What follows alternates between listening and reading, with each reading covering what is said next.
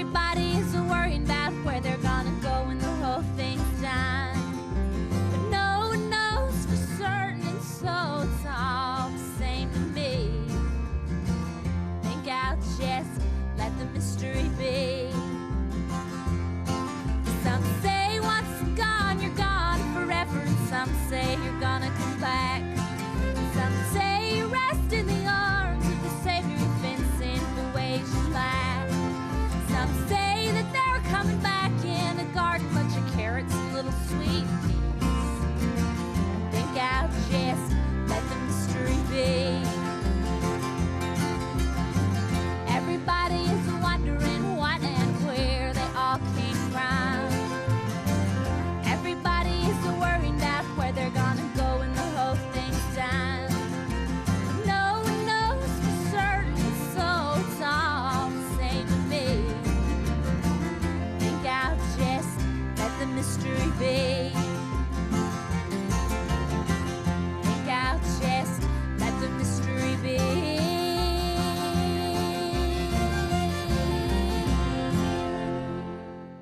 Hello and welcome to Chats, a television podcast, season 14, The Chatzovers. On this season of Chats, we are covering the HBO drama, The Leftovers.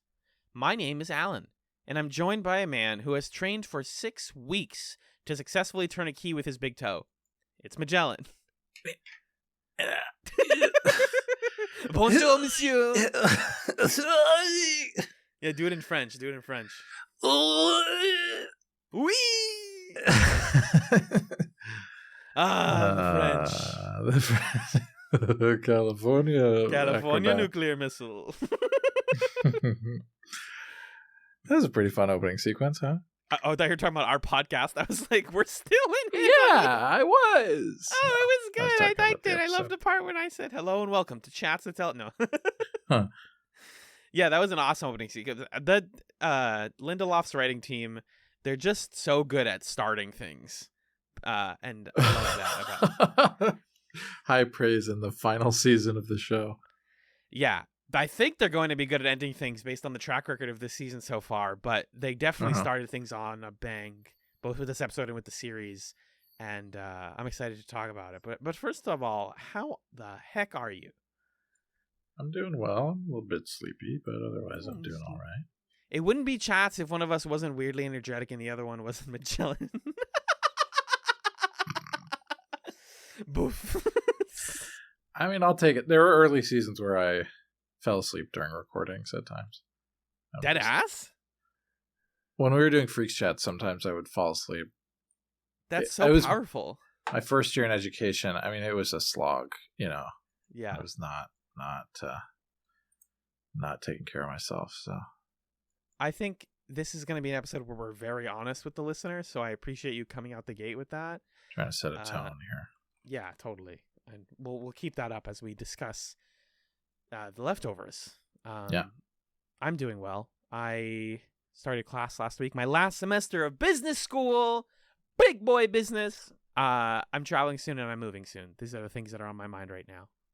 But enough about us, Magellan. Let's talk The Leftovers, yeah? Yeah. This week on the Chatzovers, we watched The Leftovers Season 3, Episode 5. It's a Matt world. And Season 3, Episode 6, Certified. It's a Mad World was written by Damon Lindelof and Lila Bayok. It was directed by Nicole Cassell, and it aired May 14th, 2017. Magellan, can you tell me what happened in It's a Matt World, please? I surely can. In this episode of The Leftovers, convinced it is Kevin's destiny to be in Miracle for the coming 7th anniversary of the departure, Matt Jameson impulsively heads to Australia in an effort to bring Kevin home. Alan, what do you think of It's a Matt World? This was an incredible pairing of episodes. I say that often, but this was an especially incredible pairing because we got one of the most funniest and thought-provoking spiritual episodes of The Leftovers and followed it up with a rapid-fire series of gut punches. So I think It's a Mad World, which I'm going to start referring to as It's Matt's World for short, is one of the most creative episodes of television I've seen in a long time. I think it's astonishing that they were able to put this together. I think it's written so tightly from top to bottom, first scene to last scene. It's full of magic and wonder and tragedy and realness and incredible performances. And this is what I want my dramatic television to be like every once in a while, is more episodes like this. This was a stunner to me. What about you? Yeah, I think in very different ways, these two episodes demonstrate what is both best about The Leftovers and also in some ways kind of impossible to mimic, just like what is so uniquely good about this show. And I adored It's a Matt World. It's, I think, one of my favorite episodes of the show. It doesn't quite top Lens. I think that still for me sits at the top of episodes, but whew, this one was good. Definitely maybe, well, no, still my second favorite scene, because that scene from Lens, oh man, so good. But this is probably my second favorite scene of the show is in this episode, I think. So there isn't as much that's like starkly directed as that scene in Lens in this episode. It's mostly like just like mostly straightforward directing in this one. Mm-hmm. But we'll talk about that. Yeah. This is the third. Yeah, go ahead. Well, I just think the other thing to say about this one is, as we get into talking about it, on paper, this episode is bonkers. And it's bonkers on screen too, but also it is surprisingly cohesive, which is, I think, an achievement to be lauded here. Yeah, I texted you during this episode being like, this is the kind of stuff where I feel like the creators are making fun of us for chatsing it. Like, all right, you fucking weirdos, you want to like dig into the themes of our sex cult that makes the guy nut into the tube so that he can become like the lion, and it's like, what, the sex cult, huh? What happened to my show about grief? And it's like, well, it's also that at the same time. So it is really an achievement. But I think, yes, if you listen to us describing the scenes and you're like, what is this? It coheres way better in watching it. It leads you into it really well. So let's get into it. We start with that incredible opening scene, which is, first of all, the theme song is just this guy mumbling in French. I wasn't able to look up what he was saying, but he's like mumbling some sort of numbers.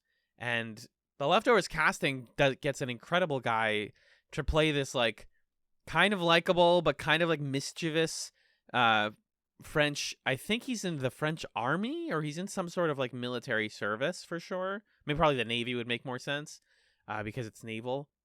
And just to describe it, he's in the submarine and he's listening. He puts in his like iPod Nano or whatever, like a tiny little Apple MP3 player, and blasts some Charles Aznavour, and gets naked, sees a guard come up to him, steals the guy's key, proceeds to sprint fully naked towards the camera through this submarine as he's getting chased with the two keys, locks himself in the nuclear missile launch room, and proceeds to turn one key with his left hand and one with his right foot as he unlocks the nuclear detonation device and blows up this submarine off the coast of France, which, when you're like, wait, is this The Leftovers? That's the explosion from the end of last week. It wasn't the fire alarm mistakenly being called an explosion. Right. It was actually something that grounded all aircraft for a long time. So, What a weird answer. Were you like, this is the thing, right? When people are like, shows need to provide answers. What was the explosion? It's like, well, here's what the explosion was. How did you feel when you watched this? Well, okay. My immediate feeling, and this is going to be a running aspect of our conversation here, I watched this episode on my phone on the subway. Yeah. And I gotta tell you, this is probably the worst episode of The Leftovers to watch on your phone on the subway. I think so. Because there's a lot of nudity in this one. And so when this sequence started and the guy strips down and he's running around, he's got his penis out and stuff, and then he starts doing like beautiful, acrobatic stretches, and the camera's like, okay, let's just scan across the butt here, get a whole look at this guy's body. Cock and balls. I'm like on the 6 train when that's happening. So that was like my immediate feeling. But, getting past that, I thought this was a really elegant sequence. And in watching it, I wasn't even thinking, what is this or how does this connect to other things narratively? I was just going to accept somewhere there's a French guy who's turning the keys for some kind of nuclear detonation. Couldn't tell you what it's for, but this is happening somewhere. And then it's not until we go and we see Matt in Texas with one of his parishioners and the news is on the TV that I realize, oh, that's the explosion. Okay. Yeah. And it's such a classic, funny moment of them answering a question with like a bigger question that feels even more urgent, and they cut away from it, where you say, wait, what explosion are you talking about? And they say, oh, the one set off by the nude Frenchman in the submarine where he blew up an uninhabited Pacific island. That one. And you're like, okay, follow up. Okay, actually 7 follow-up questions. Yeah, maybe more. So that was kind of a cool feeling, because it's like, I don't know how they're going to do this to wrap it up, because these last 2 episodes these 2 that we watched are these beautiful, like, thematic ends to Lori, Nora, Matt, and they keep introducing in the midst of that new, like, practical questions about the world. And with no interest in answering them, clearly. Yeah, they just throw in stuff like, at some point Nora's going to be really old. Let's see, what else? Okay, there's this guy who something blew up. We'll think about it later. So that's kind of fun.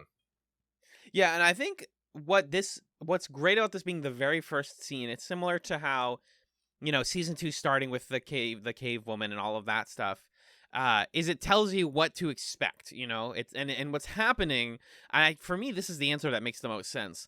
Is society is legitimately breaking down right now because a significant portion of people think the world is going to end in a few days. So once you accept that logic or lack of logic, somebody in the military is probably going to go, screw it. I'm going to play my favorite song and run naked through the submarine and blow up an island because I can, because no one else will have ever done this, and because I'm embracing chaos. And so, like, for an episode that goes on to be incredibly chaotic, I thought that this French sequence, like, set the tone really well and put me in the right headspace to go, all right, society is just in full-on panic mode. Anything can happen. Anybody has any motivations right now. What humanity can we mine from that? And for me, like I said, the expressions on this guy's face are the humanity. The feeling that even though this is a wordless, dialogueless scene, it's all music, you still get the sense that this guy is somewhat satisfied that he did this. He's nervous about it as he clutches the button before pressing it. And that's the humanity amongst all of the chaos, is that this guy is just like, I don't know why I would necessarily want to do this, but if the world's going to end, I might as well take part of it down with me. And I don't want to say I applaud him for it, because I wouldn't do the same thing, but he's very fit, and we did get to see another bit of Pangus, and there's not enough male Pangus on HBO, so that's how I felt about it. And it gives us a fun moment to see how John and Matt and Michael react to it, because we learn the guy...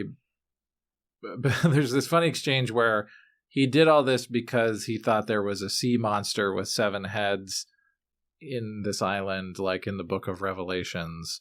And Matt Jameson is like, Revelations, it's all supposed to be like metaphorical. You're not supposed to take it literally. And Lori's like, okay, but the parts that you take literally, you're supposed to do that? And he's like, yeah, obviously, I'm doing the right version of this doomsday thing, and this guy's doing the wrong version. Did that exchange happen in this episode or in the second one? Pretty sure it was this one. Okay. I remember the scene you're talking about, and I loved it. And yeah, he's just like, it makes sense when I do it, but wait, does it? And again, if you want to say, like, why does this submarine scene exist? it puts Matt's faith into question, which is what the rest of the episode is about. Is, you know, what kind of person do you become when you define your entire life by your suffering and what you give to a higher power, and what are you left with when that higher power mocks you openly? So, really heavy stuff here, but also deeply funny, which is what I absolutely adore about The Leftovers Season 3, is that it always maintains a sense of humor amongst, like, the bleakest parts of humanity, you know? So let's get Matt and company onto this boat. He brought a casserole for a guy named Arturo and brought him $20,000 to go to Australia for the anniversary. This is where the biblical references start coming up a lot. You know, they're kind of all over the place. Matt continues to be Job, especially at the end of this episode. He's all the way Job, talking to God and whatnot. But also he mentions, like, oh, we're the sort of the three wise men. And, like, a man is going to, like, transport us to the holy promised land. And we're like, you know, but she's a woman. So, like, is she Mary Magdalene? And they dig even more into that in the second episode. And I think while it is corny and, like, let me put those symbolic pieces together, what works is that the characters keep referencing it and being like, it's symbolic, isn't it? And it's like, they're meaning making once again. It feels like they are on a holy quest, but really they're just going to pick up their friend in Australia, you know? Right. Yeah, I think this and the next episode, and I'm sure the ones that follow, what I like about them is The Leftovers isn't just doing a sort of straight, like, there's a Messiah figure and there's weird stuff going on. It's doing a version of that story where all of the characters, like you're saying, are in a meta way telling that story about themselves. And we can watch people do that and critique that and wonder what leads someone to attach their experience to these stories.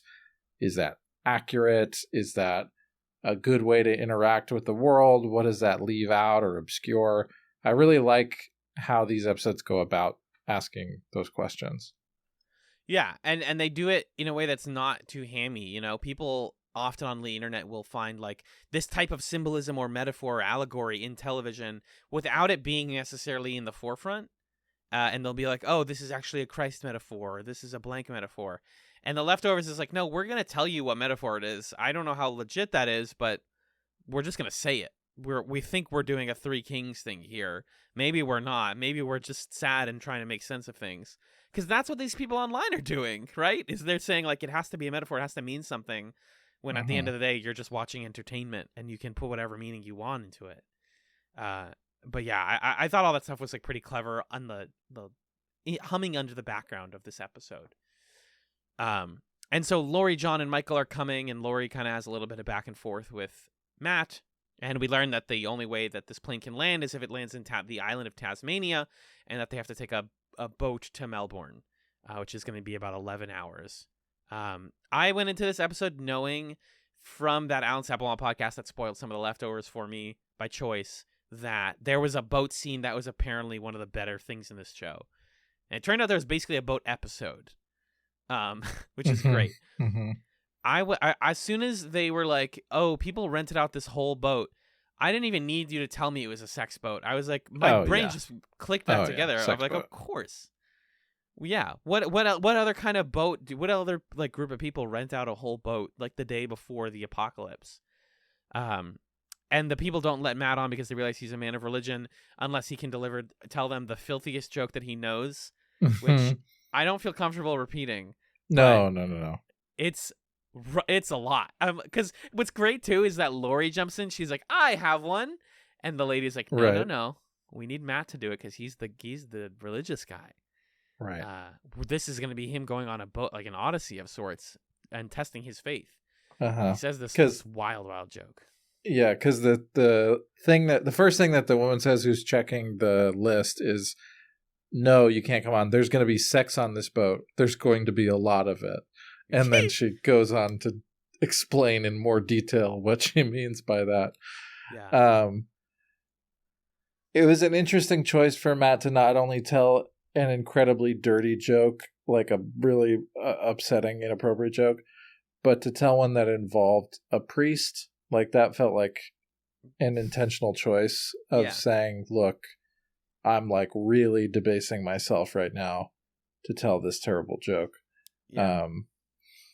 which I thought was interesting. And then that wins her over pretty much immediately, and she lays out the rules of the sex cult boat, which include the lady has free reign, so whatever that means. And then when midnight comes, let no man mention his name lest he become him. And she's talking about Frasier, The sensuous lion. and this was learning that this was real was awesome. It's fully real.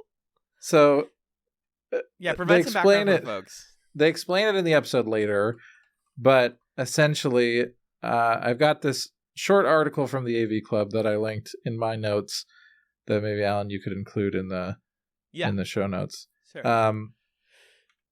And I think it was written because of the Leftovers episode. This is from 2020, so it's like calling back to the Leftovers episode. Mm-hmm. So essentially, Frasier the Lion was an early 70s sex icon, famed for spending his retirement years banging his way into scientific history, is how the article starts. And then the story goes that there was this like group of lionesses who just weren't mating with any of these younger, healthier lions, and then they bring in Frasier, who's like incredibly old. The song goes that he's 91, and he ends up in less than 18 months fathering 35 cubs with these lionesses. He becomes a sex icon. There's the song about him. There's a movie, I guess. The Leftovers episode. Lots of stuff. So just like a weird pop culture moment from the 70s. I love to learn from my TV shows, and to learn about Frasier the sex lion is great. And like that people sincerely worship him in a way, or like see him as this like sex icon. And to have a song about it, and like the episode, I was like freaking out because I saw that the episode opened with the song, and I was like, wait, that's so, or it was like when they're on the boat, and I was like, wait, why are the lyrics relevant? What are they talking about? Yeah, right. That's what made when me look it up. Click. Yeah. To my understanding, in reading like interviews about this episode in preparation, this is hilarious. Lindelof and company like worked backwards to get to that. Like they knew it was going to be a sex boat, and they knew in some way they wanted to involve a lion, and so somebody Googled, and I quote, they said, I Googled sex lion, and that's how we learned about. Yes, that's awesome. They learned who Frasier was, and then worked the story around it. That's incredible. Perfect.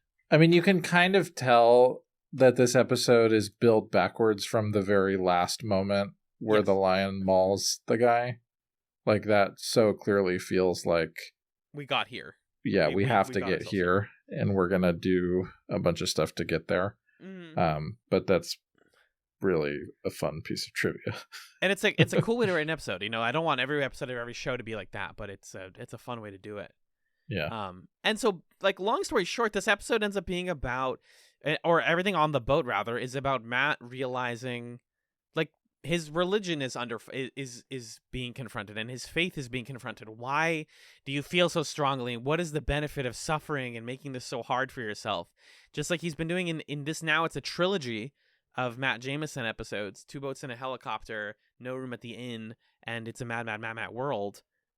They form this sort of picture of like Matt as someone who can only live his life if his suffering means something, like we talked about way back in season 1. And if it doesn't mean something, then like what's even to live for? And this episode kind of like strips him of all of that meaning, and you're left with like a different person by the end of it. I felt like a different character entirely. And on the way there, he is like cruel to a lot of people, and sees a murder, and questions God, and thinks and questions so many things about life. And also we learn things about his past, and all of this is just condensed in a like beautiful, like on this boat. I just love seeing all the scenes on the boat because it's like a beautiful setting, I think, to film something like this. It's very isolated, and you can also tell, another one of the interviews I read was that I think it was Patrick Somerville said they really, really desperately wanted to do like an Agatha Christie murder mystery on this show. and they couldn't fit it in anywhere else. And so they were like, let's just put a murder mystery in the Matt Jameson episode, which is how we get the story of David. David in the lion's den, if you will, Magellan, because the biblical references don't stop. Oh. Did you get it? Yeah. Okay. So John is telling Matt at one point to accept, hey, you're not in control. And they kind of like lob things back and forth at each other, like, oh, you're worrying about your daughter, and I'm worrying about my life, and my wife left me, and that fuck you. There's a lot of tension here between John and Matt and Lori. But Matt and Lori and Michael are mostly sitting in the back of this like boat, trying not to engage with anybody and just kind of enjoying the chaos of it. Matt runs into David, the man with the red hat, who is going around claiming that he's God. And before Matt realizes that, the guy says, oh, because he has a bloody nose. Matt's nose is bleeding a lot for some reason. The guy goes, oh, God hit you, eh? He's like, what the? No, what? God doesn't hit people. No, this isn't good. No. You can't. You're seeing him start to crack here. And the red hat man is David Burton, who we've heard about since season 2. We saw whisper something mysterious to Kevin last season. I don't think. Oh. Yeah, it's that David Burton. Okay. I honestly thought we were going to see him sooner. And just to the whispering of it, I don't think we're going to. I think, if anything, all that whisper was him saying, I'm God. That's like what I'm going to assume that was. Interesting. Because he was in the afterlife, too. So we, the viewer, have reasons to believe that David has some sort of power, maybe. Right. Or maybe he's just a sociopath and likes to make people and is, just causing problems for the sake of it. Who can say? That's the point of the episode. That's the point of the series, right? And something I picked up on, I wonder what you think about this, is Matt is like mad about David's claiming to be God. He hands him this card, or he gets a card from someone. Incredible card. It's basically like his FAQ of being God. Like, yeah, I don't remember the stuff that's on it, but it's like a really I was a decathlete, and you right, guys. Right. I wasn't born there. Hammer throw is the one that you're forgetting right now. It was funny. Yes. Yeah. In the decathlon. Do you know what this card is based on from that same interview that I read? No, what's that? So Tom F. Wilson, the actor who played Biff Tannen in Back to the Future, has a business card that answers all of your questions. So I think I've heard about that before. Yeah, when he's done stand-up and stuff, he's talked about the card, but I'm not going to read the whole thing, but it's like, hey, I'm Tom Wilson. I was in Back to the Future. Yes, Michael J. Fox is nice. I'm not in close contact with him. Christopher Lloyd is nice. The director was not Steven Spielberg. It was whatever his face was. Robert Zemeckis. Because people always told him, like, what's it like working with Spielberg? And he's like, he's not the director of the movie. It's just like all of that. He would just hand that to people. And so they based it on that. Like, what if God had a business card? Which is the funniest thing in the world to me. Yeah, I love that. Just like, hey, you guys are always going to ask these questions. Here they are. But what I was getting at is, like, I think that Matt is angry at this because if David is God, why wouldn't he talk to Matt? Why wouldn't he approach Matt at some point? Mm-hmm. Because Matt is the man of faith, right? He's the man of God on this show. And, right. He has these biases about that and says, like, maybe we're all disciples. And then he's like, well, I guess Lori can't be a disciple. And Michael's like, well, why not? Just because she's a woman and you have like this rigid adherence to the Bible's like word. We could all be disciples here. We could also all just be people on a boat. We don't even have to be. We could just not. None of this could be real. But like, did you feel that same thing, that like that was the reason that Matt was mad about all the David stuff, or was there more to it? I think what's really interesting about Matt in this episode is what it's kind of exploring is like, what if you tested Job again? Yeah. And we've, like, the last 2 times that we saw Matt go through stories like this, there was always this glimmer of like his mission or his hope, and a sense that like, eventually I'm going to reach this point where I'll receive some kind of like reward or vindication for my service to God. And like the last time that we saw him and we learned that Mary's pregnant, that was like an exciting moment for him. And I think we were even a little critical of how much that episode kind of glorified Matt and his choices. And now we're joining Matt after the fact, after he's like had those moments and moved through them and like screwed them up because of his obsessiveness with Kevin and his idea about the 7-year anniversary and stuff. And Mary's left him. He doesn't have her or his son with him anymore. And on some level, his cancer is returning, it seems like, or he's sick in some other way. And it seems like he's being tested again, but I think this time he sort of doesn't have hope or doesn't really understand what the purpose of that is, and is having a hard time convincing himself that he's actually being tested. And, I think what's really interesting is that the way that he ends up talking to the God character in this one has the tone of like, why did you fuck me over? I did all the stuff you wanted me to do. I passed all the tests, and yet here I am again. Which I thought was, a really interesting kind of story, because like there aren't biblical stories that do that say, okay, and now we're going to push this person past their breaking point again. When all hope is lost. That's really well said. I mean, it's like season 2 pushed Matt to his breaking point, his end, and did all of that. And then they said, okay, what happens if you do it again, though? Because does lightning strike 3 times? Right. We had all these miracles in season 1, and then we had Mary come back in season 2, and things are still bad. So, yeah, if I were Matt, I too would have my faith and my entire life plan called into question. Which makes a lot of sense, because like you said, all the coughing and the bleeding and stuff and the vomiting is because his cancer is back, which I think the show doesn't do enough of a job like enforcing this, or reinforcing this. But that's like the reason he's spiritual, is he was able to survive cancer and his parents, and like continue past his parents dying as a young child. And so now that's where he got this complex from. So to just bring it back is like, it loops all the way back around, just like the season has, just like the show has, and just like life so often does. Is it treads old ground? Yeah, and I think what Matt's story kind of gets at is his whole character has been about like, I believe that I'm being tested. I choose to see everything as a test of my faith, of my character. Yeah, and in this episode, he comes face to face with the question of, what if the person or the entity that's testing you is imperfect or has motivations that you can't understand? Or what if your motivations for trying to pass the tests are imperfect? And what do you do? Can you be this meta conscious about being tested and it still be like a genuine test?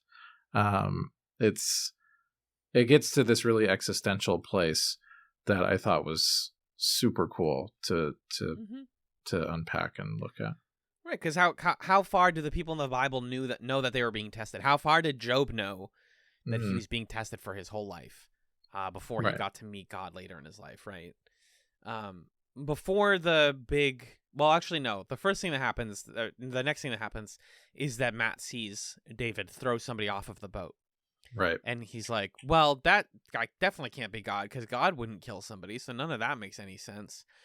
And just the stress of seeing it with your eyes, like this is, and how triggering this must be for Matt, right? Because everything with Mary happened, and he's like, I saw that with my own eyes, so now what the hell can I believe?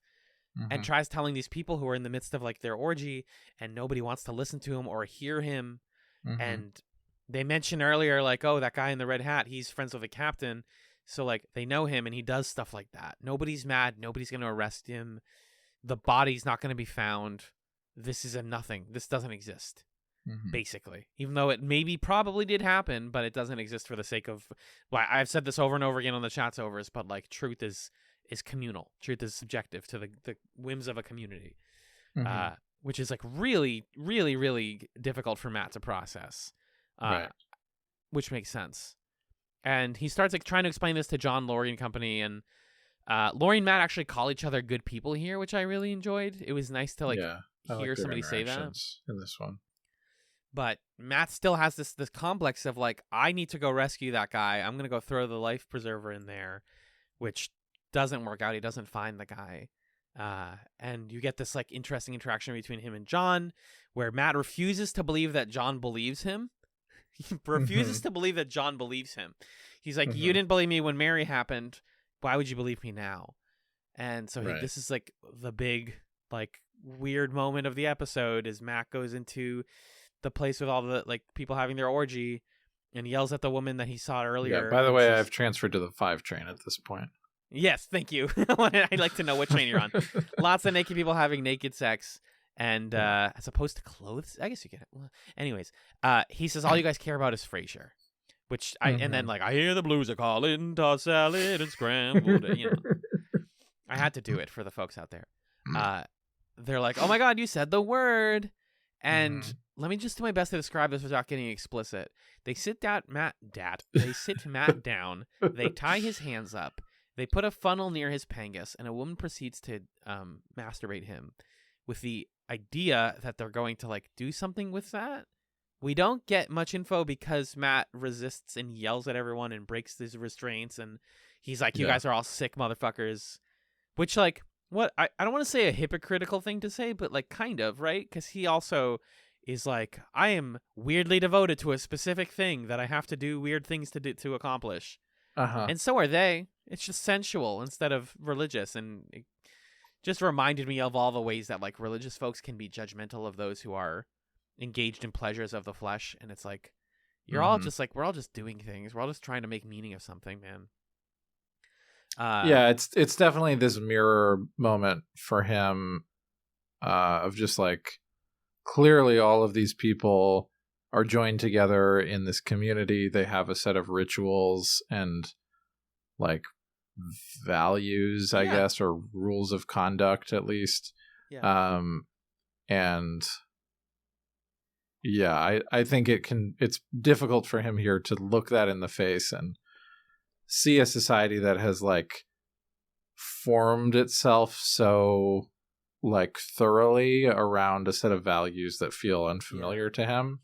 And yeah, I think you're right that as a person of faith probably shakes your foundations of, well, if all of these people can end up here, who's to say that I didn't end up in a place that's also like wrongheaded or off course or whatever it is. Like, what does right course look like? Yeah, and I think it like faith is the thing that tells you I'm on the right course, and that's what has been shaken for him. Exactly. A couple other just like quick fire things before we get to that final awesome scene with the lion. Matt seems to like constantly want to have a conversation with only Laurie or only John. Like he just is a very like one-on-one conversation kind of guy. Yeah, he what I think is interesting about how he interacts with the other characters here, he also does it with Michael. Like he corners Michael and says stuff to him like, I want to make sure you're with me no matter what happens. Yeah. He pulls these like manipulative moves throughout the episode to try to get people on his side or turn them against each other. There's that moment in the conversation with all of them where he subtly pushes John to ask about Evie, and to get Laurie to admit that that's who Kevin saw. And then it backfires on Matt when Laurie explains herself and John's like, okay, yeah, I understand. Yeah. I love you. And Matt's like, damn it. All right, I guess I'm going to have to pretend like I'm cool with this and go beat up God myself. But it's because like, this is where he says, what happened to your wrath? Because he's also saying, like, John, I'm going to go reap this guy. Like, they're like, okay, let's say you find David. You're not the police. What are you going to do to him? And he's like, well, I'm going to make him, ... say what he did and admit to it. And it's like, okay, and then what? He's like, I mean, he has to do it. It's the only way for this to be clear. And John, why don't you do that? You literally did that as a fire department person in Miracle. And he says, what happened to your wrath? And then Laurie says, well, he found peace. And, like, he found me, basically. Which Matt lost. Like, Matt, and we'll talk about this later, but Nora have, like, distanced themselves from each other more and more and more because of, like, the circumstances of their lives. And the truth is they started the series at a very distant point. But now both of them are not finding peace, whereas, like, John and Laurie have, like, connected and found it. Because the truth is, you find peace and you find that sort of sense of completion from other people. And that's really hard for Matt to process right now. So anyways, Matt goes on his own after all of that and proceeds to assault David with the back of an axe in front of a bunch of onlookers. He wheelchairs him past Fraser. And I wrote to you, I wanted to show this scene to my priest, because this is some, like, traditional ass, like, old Hollywood ass. What if a regular dude talked to God? What if Job got to talk to God? Which happens in the Bible. Yeah. And this is where his faith is put to the test. Next to an actual lion, by the way. I was reading that Christopher Eccleston, like, his heart stopped every time he made a loud noise and the lion actually jumped. Oh, They God. actually fucking got a lion. Ugh. Which is That's so scary. Cool. It is scary. Especially because of how good the performances are in this scene. Yeah. And he's basically like, hey, let's just run on the assumption that you're God, right? He's like, yeah, I'm, Jesus' twin brother. That's why people saw me and thought that he came back to life. It doesn't work like that. Right. I love that his explanation for Jesus' resurrection is the same as, like, the Prestige. It's so funny. The greatest crime mankind has ever pulled. He explains that he is the cause of the departure because, quote, not quote, he felt like it, but what was it? It was just like to see if I could do it, basically. Because I could, he says. Because I could. Like, wow. And you're thinking this whole time, and this is, like, what I love about The Leftovers is, if this is fake, this is such a funny, weird scene. Like, or not fake, but if this is not true, then this is such a weird, funny scene. Like, these two sad people who just, like, make up stories to believe in. If this is real, it's even more sad. That, like, actually God, like, doesn't care about you, Matt, and it thinks that actually you're pretty selfish for, like, doing all of this thinking you're going to get something for it, because you were never going to get something for it. There was no reward for you at the end of all of your suffering. Right. And also, like, the other layer of the ambiguity is this could still be true even if he's not God, right? Right, like right. Just the guy's telling him that, yeah. He could still be saying things that God would say or criticize Matt for. He just happens to be, like, a surprisingly intuitive guy who's not actually God. And any one of those things could work. And I think that's why Matt rolls with it and talks to him as if he's God. Partly because Matt needs that catharsis. He needs to express this. And like David says to him,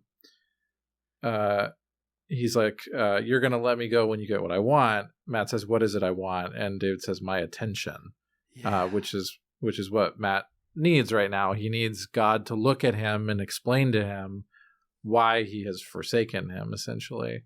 Yeah. Make sense of it. Make it make sense. Yeah. And David gives him an answer, and that, like, affects Matt. And what I found kind of interesting about what comes out of this is Matt comes out of this interaction seemingly having abandoned his commitment to the Kevin stuff. We'll see this more in the next episode, but he ends up giving away the book. He doesn't go to find Kevin. He doesn't really seem interested in... Yeah, he doesn't really seem interested in all that. So maybe on some level he believes, like, okay, this was God talking to me. I've been chastised. I'm on a wrong path. I'm not going to follow it.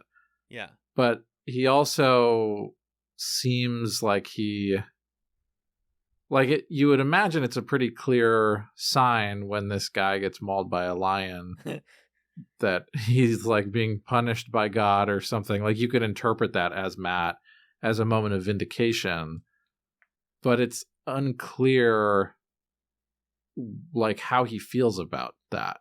You know what I mean? Mm-hmm. Does he feel like God chastised him and then died? Does he feel like this guy was wrongfully pretending to be God and was punished for it, but still what he was doing was also wrong? I don't know. It's an interesting question about like where does Matt end up as a result of this conversation, and why? And you see in Eccleston's expressions here how much this really shook him. Like, to his core, Matt is starting to doubt a lot of things that he held very close to his chest for the longest time. And now he's like, okay, well, if this mission didn't mean anything, then now I'm in Australia. I should probably turn myself into the authorities and like figure it out. And a lot of these episodes are like the worry and doubt that comes from like last minute confusion and like last minute revelations. When you make a path in your life and you say, hey, this is what I'm going to do. This is where the next couple weeks of my life are going to go. Like in the beginning of this episode on the plane, when they're like, Matt, what's the plan? We're not going to make it back for the anniversary. Was your plan seriously to get Kevin back to Miracle? And he's like, well, we're on the path. We're just going to keep doing what we're doing and hope it works out. And now he's like, well, that ethos didn't work. This path was wrong. I met God and he was a dick to me.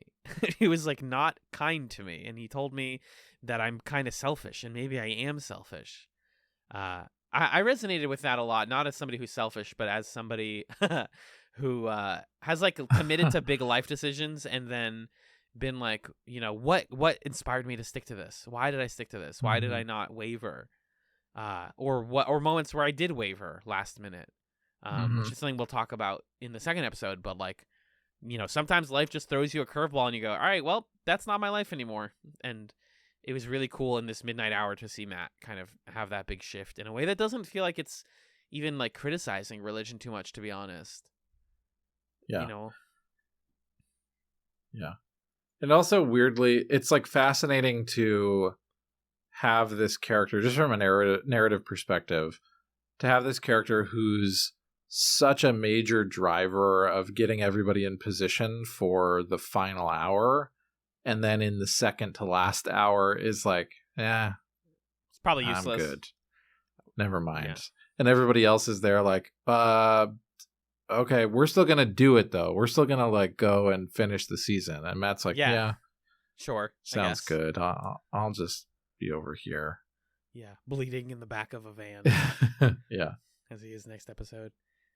He says, David, why did you hurt me again? And it's like, because you weren't doing this for the right reasons. And he's like, well, can you heal me? The guy's like, yeah, for sure. Do you want me to heal you? I got you. Snaps his fingers. I thought he was going to slap him in the face, but yeah, he snapped. That would have been really funny. But the way that the music cuts right as he snaps is great, because then you just have Matt staring there. And the announcement's like, we're going to dock in Melbourne shortly. And then the guy is like, yeah, we notified the police. Are you going to like be okay with that? And he's like, yeah, I'll do it. And just to really put the doubt in Matt, just to really assure you, like, what does any of this even mean? As they're getting off the boat, David who lets the lion out? Oh, these people, like the cultist people. Yeah, there's like a splinter cell within the sex cult who don't believe in the sex cult. And so they release the lion so that the lion will like maul everybody, and the lion just makes a beeline straight to David. Who runs away and like jumps this fence. Yeah. And the lion's like, sweet, I got you. And like we don't like see it in extreme detail, but yeah, we watch him like maul David to death. And Matt's line, maybe the greatest final line of a Leftovers episode. That's the guy I was telling you guys about. Oh my gosh. Which, for the double meaning that you picked up on, I loved this. that's the guy who killed the person, but also that's that God fellow I was telling you guys about. For the last... Right. All that time that I was being a priest and telling you about a guy, it was that guy. And he's telling the camera. That's the best thing about that final shot. Is yes, he's looking at Lori and John and them, but he's actually looking at us and being like, huh, isn't it funny? Like breaking the fourth wall almost. Like that was it. That was God, huh? Weird. Anyways, moving right along.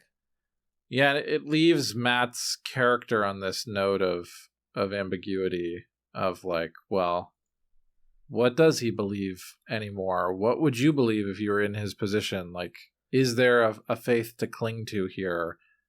And, you know, God tells him he's healed, and then later he tells everybody that he's dying. And, you know, I don't know. I think it's the thing that's beautiful about this ending is that it feels like a conclusion, but it is inconclusive in productive ways. Like it gives you the space to make sense of what happened to Matt in this story. And it kind of creates a new biblical allegory. It has all the stuff, lions and God and weird cave type places and blood and sex, and I mean, you know, it's all there.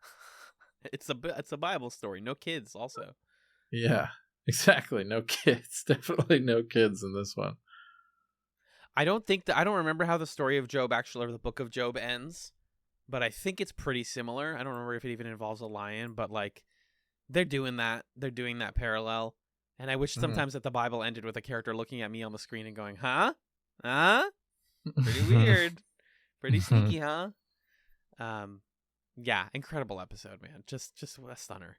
I say it every time. Any stray notes you have on this one? Matt brought a casserole to his parishioner in Texas. God, the way that he treats this guy who's their pilot sucks. Arturo, yeah. Oh, so bad. Arturo, I'm sorry, my friend. I'm sorry. Not a fun. Just the intense manipulation, the bag full of $20,000, like, yeesh. Yeah, you're gonna take us, us. You're gonna do it. Come on. Yeah. Just like the full assumption. Lori is the MVP of both of these episodes, I think. Yeah. Watching her say "fuck you" to Matt is awesome. Just constantly being like, "You cannot exclude me. I'm going to Australia. What the hell?" Yeah, and also just these little joking lines of when she leaves her conversation with Matt and says, "If you can't find us, just look for the orgy." The delivery on that is very amusing. Yeah, just lots of humor in this episode. That's also one of the deepest reflections on like the nature of faith that the show has produced. Bingus. Yeah. Well said. Anything else? No, that's it. All right. Let's take a deep breath, folks. That's what we have for now. We'll be right back after a brief musical break to discuss Certified.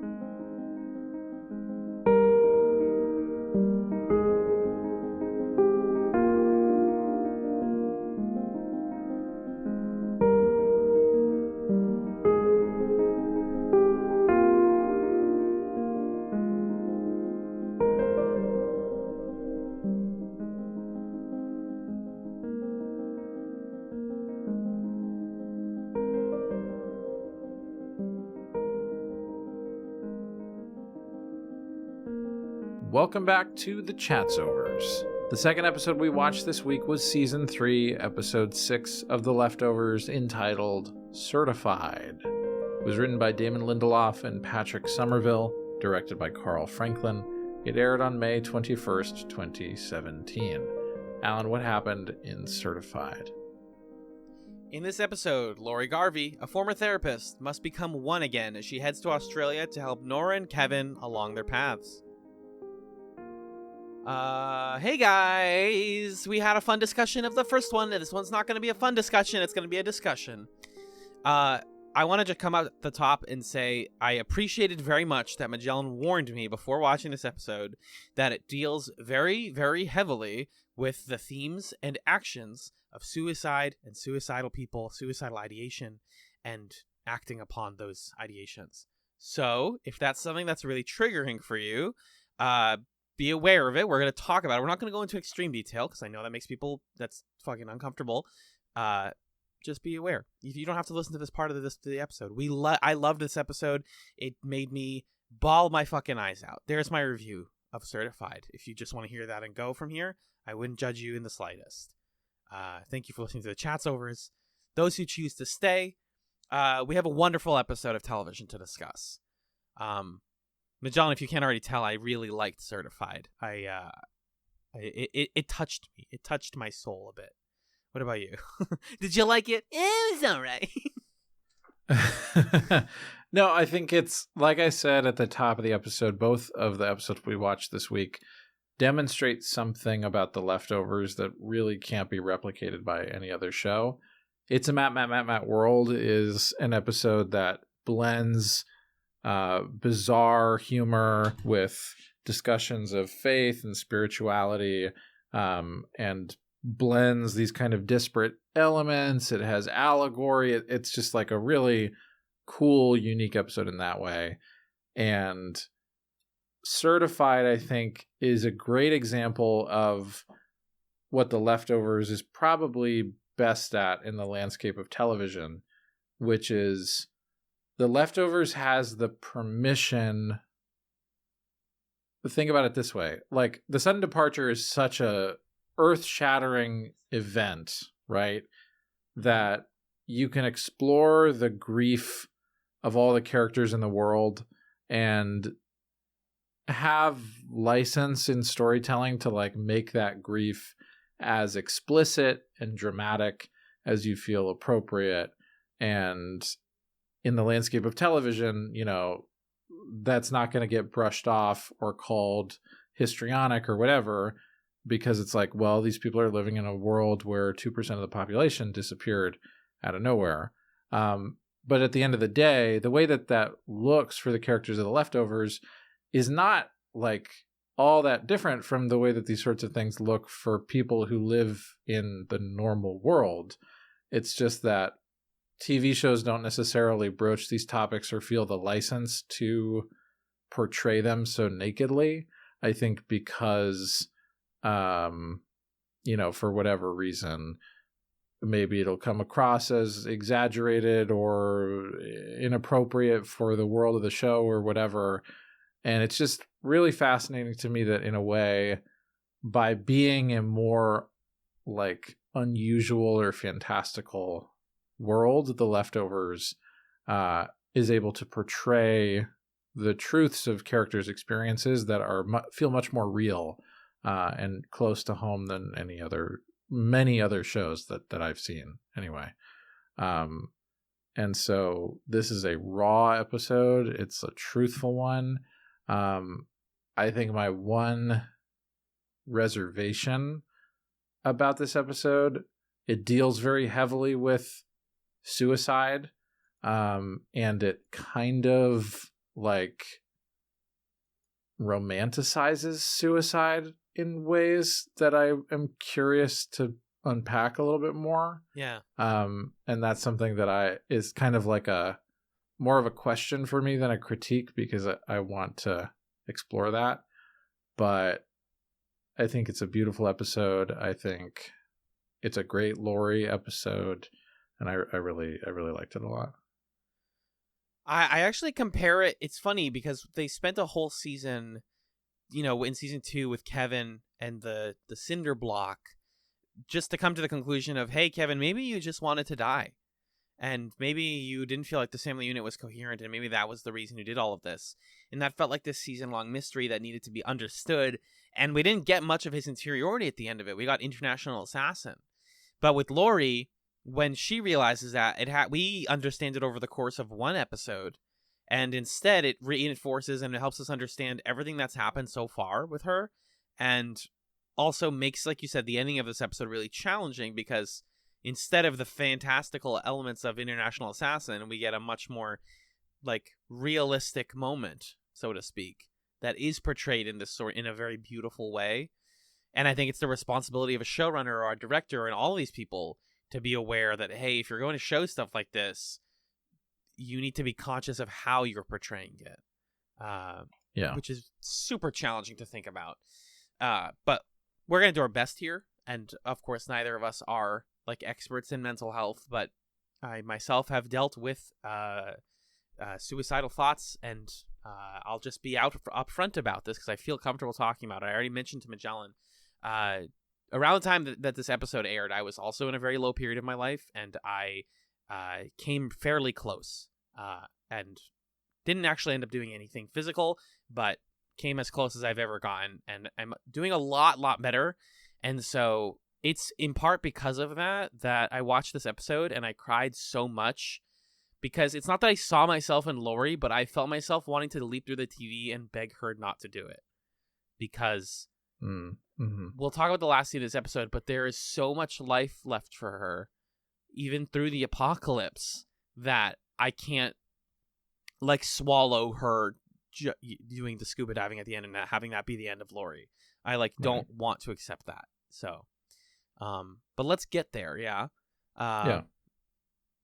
Lori, at the beginning of the episode, is in a flashback with all the way back from season 1, episode 1, baby, Sam's mom, the unnamed mother that we saw in the pilot. When she started talking in a way that made it clear who she was, I was like, again, I did not clock this lady. I feel so bad that she's in this show one more time. And I was like, oh, yeah, right.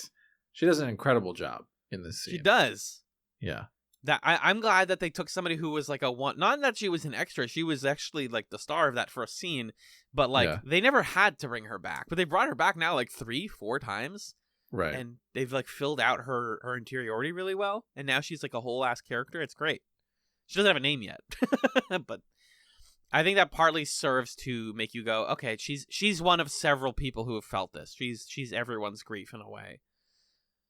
And so she's telling Lori that she doesn't know how to process this, and she's going back to the place where Sam disappeared all the time, because if he is going to come back, and she says they are going to come back, right, Lori, right, my therapist, then I need to be there for my like 2-month-old child, because we tried so many things, and it's that story of we tried many different ways to have a child, none of them worked, and we finally had a miracle happen, and we had him for a couple months before he disappeared, so he has to come back, and I have to be there for him, and that's tearing me up inside. And Matt took a whole episode to break. Lori hit the expedite button and broke in the first scene, because, as spoiler alert, she has always been conflicted about childhood and finding answers to things and giving people answers as a therapist. And she says, I don't know what to tell you. The woman is like, this is you versus the guilty remnant right now. They are right outside and can like let me put on this outfit and then never ask again. You need to give me an answer to tell me not to join them. And she's like, I don't know what to tell you. And so this is the first time that Lori attempts suicide. She ingests a bunch of pills. And then lays down, writes a note, immediately regrets it, or doesn't regret it, but ends up not doing it. She drinks a bunch of Ipecac, which, for medical reasons, I have to state that in my research I learned Ipecac is not a legitimate or considered medically viable way to void your body of poison. It will make you vomit, but it won't necessarily like get things out of your intestinal system. Just letting people know that, for safety reasons.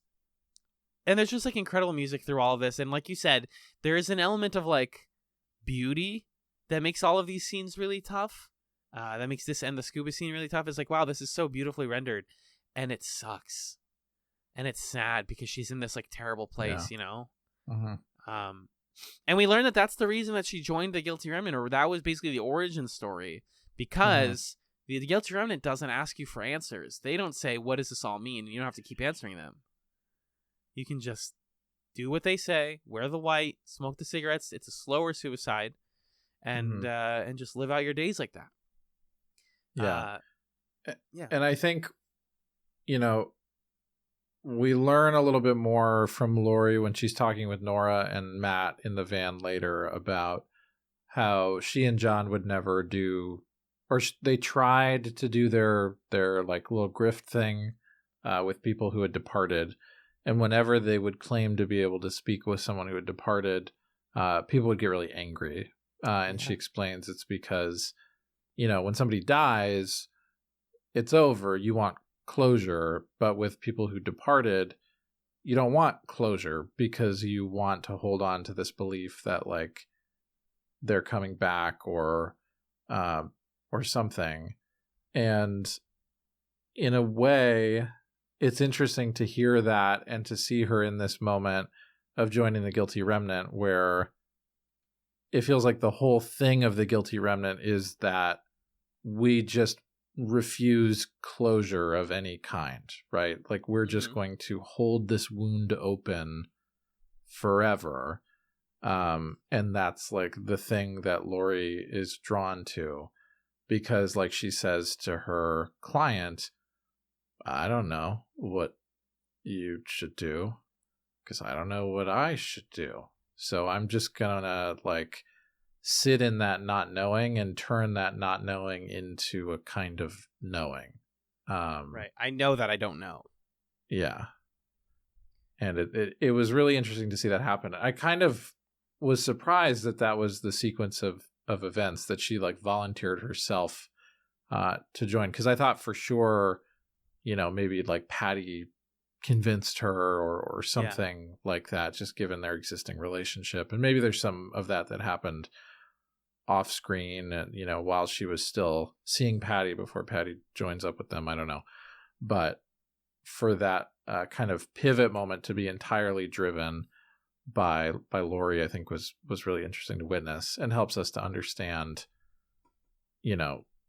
her arc in this episode. Because even though in this episode it starts with Lori attempting suicide, and ostensibly it ends with her attempting suicide, maybe or not, it's left open-ended. Her reasons for doing so feel much different from beginning of the episode to the end. And that's sort of like the arc that we follow throughout. Right. How does your life take you on this whole journey across the literal planet, and you still feel the same hurt, the same loss that you felt 7 years ago?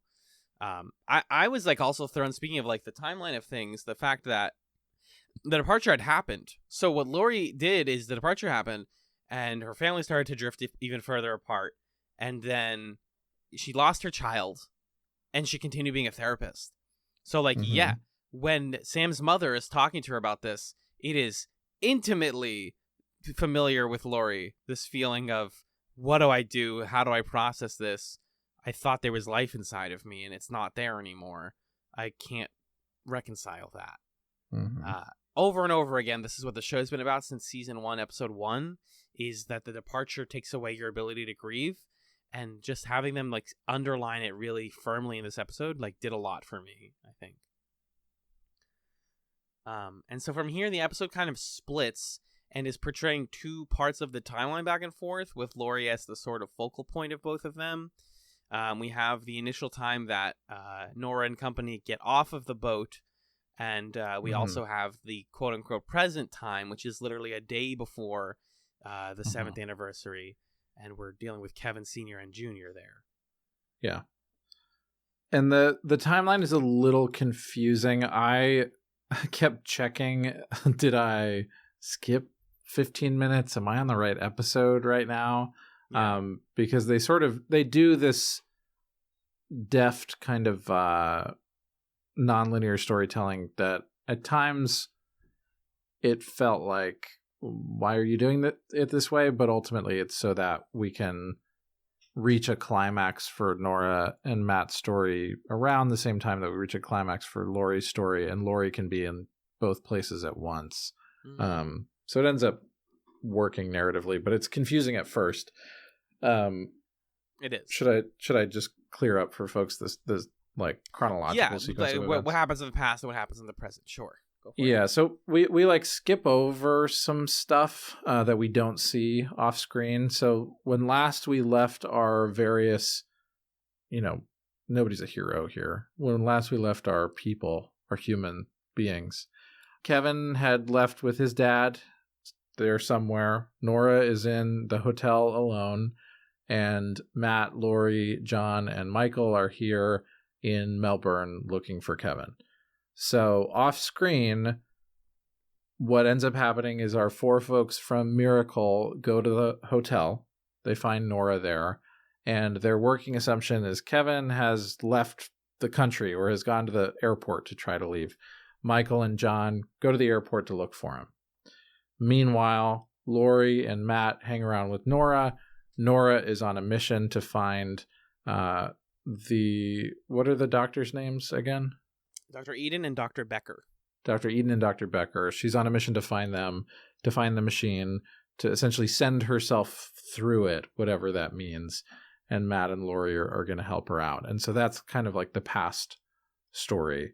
Meanwhile, John and Michael go to the airport. Kevin's not there, but John calls Kevin, and Kevin says, "Hey, I'm hanging out with my dad in the Australian countryside. Come find us." They go do that. They don't tell Lori that that's what's happening. John keeps it from her because he knows that she doesn't really believe in the mission that they're on. But Michael secretly calls Lori to try to get her there, which is an interesting dynamic, and calls into question, how much does Michael believe all of this stuff? What is he hoping is going to take place here? And so Lori eventually leaves Matt and Nora to go join the rest of the characters. And the second half of the story starts with her finding them in what is the present, or the furthest forward part of the timeline. In Grace's home. Yeah. With photos of her children and all of that. Yeah. So let's talk about the past stuff first, even though, like Let's I said, do that. the episode jumps back and forth. I think what structurally the jumping back and forth does, though, is it, again, ties us back to Lori all the time, and kind of like answers its own cyclical mysteries in a way. Like one scene will then answer something that happened in the present, which will then answer something that happened in the past. And this is worth noting, these are all cut with like either match cuts or dialogue cuts. Yeah, thematic dialogue overlay stuff. Yeah. I think in this scene in the past, someone was saying, "Oh, you're so like," John is like, "Oh, you're so close," and then we cut back to the past, and someone goes, "Oh, you're getting too close," which is this is when Nora is like, "It's only literal when it's not ridiculous," regarding like Matt not believing. You're right. Yeah, that scene was in this episode. That's my bad. No, it's all good. It was in these pair of episodes. So they the pairing and the cutting there is like really brilliant, but for the sake of our discussion, let's go in chronological order. So Lori is like installing these cameras to see Doctors Eden and Becker. It seems like my prediction was right, that they may be in some sort of like romantic relationship, because they're like very touchy-feely here. I'm just gonna headcanon it at this point. Or I guess I'm gonna canonize it because they're living together. She gets bit by a dog, and Matt's just kind of hanging out there too. Again, Matt's bias is showing. He's like, they can't be physicists.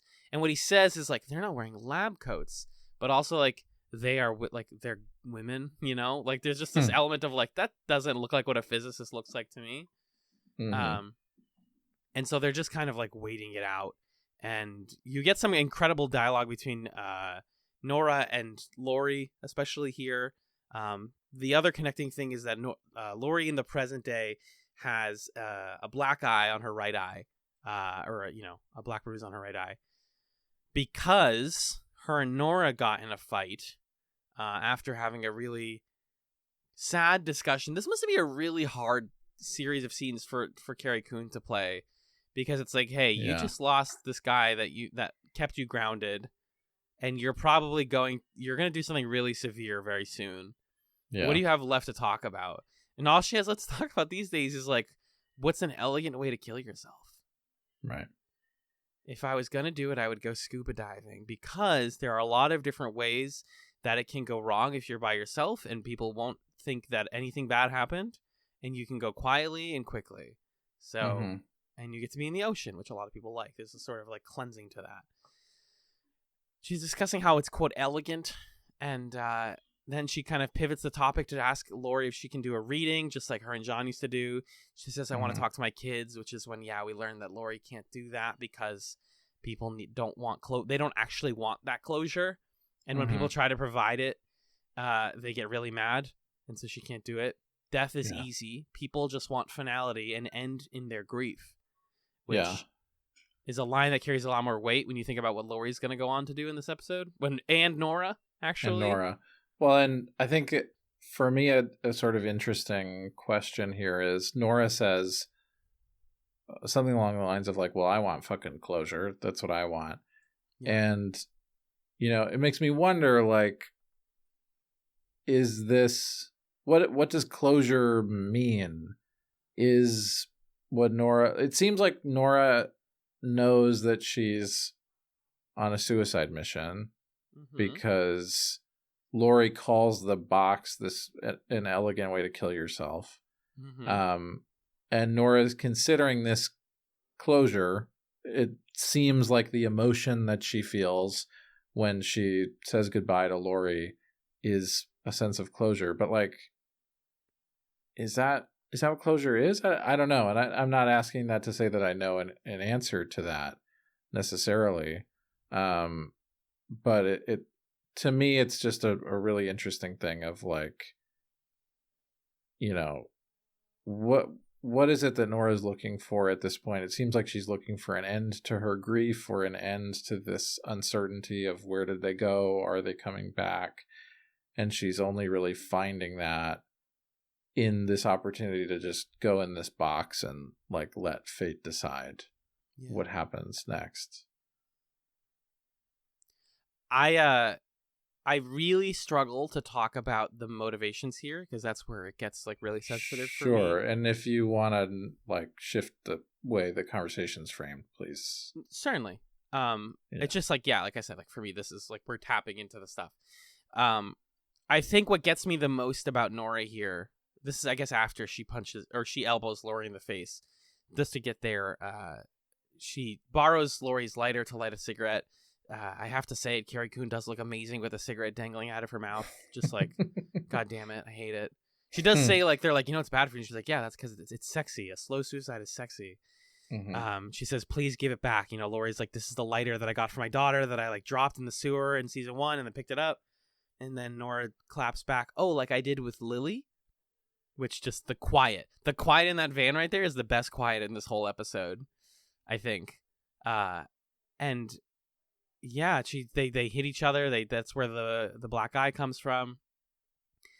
And I think that Nora, what the saddest line she says here is, I want to be with my fucking family. And they ask her about like, why do you want to do the whole box thing? You know why, Magellan?